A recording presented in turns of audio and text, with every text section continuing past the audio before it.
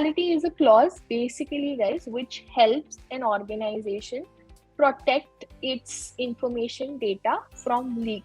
Okay, so you impose this clause while you enter into employment agreements. This is again a boilerplate clause. Okay, so this is how the clause looks like.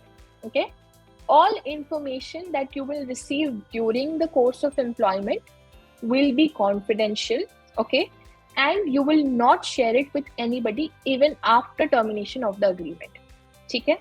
Further, you can also put it like this, that any information that is received by the employee which pertains to the business model of the company and impact the revenue, or if has specifically been marked as confidential. You know, you receive files and they're specifically marked as confidential, so people know that you are the person to whom this information has been given, then the employee shall be. So this is a conditional. If you are privy to confidential information, then this applies to you. So this is a clause कि अगर आपको जो भी मिल रही है information, it is confidential, don't leak it. But this is if you receive. Okay, so it can be conditional also, it can be general also, depending on the role you are in.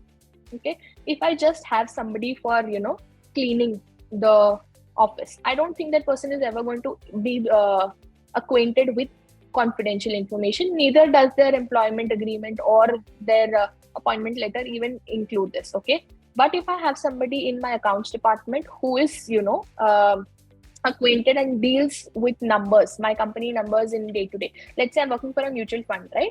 They know the numbers, they know the trades that I do on a daily basis. So of course, all of this is confidential information. In fact, it is specifically prohibited to leak such information, do insider trading, all of that as per company law as well.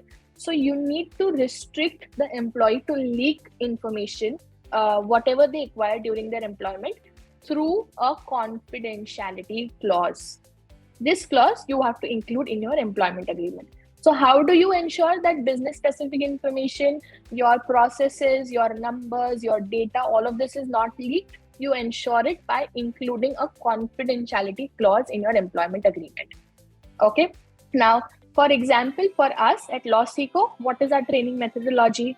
How do we source our faculty? All of this is confidential information to us, right? So in our employment agreements and consultancy agreements, you will find that confidentiality clause includes that confidential information means our training methodology, the faculty sourcing that we do, or probably how we generate the content, right? So all of this is confidential to the organization.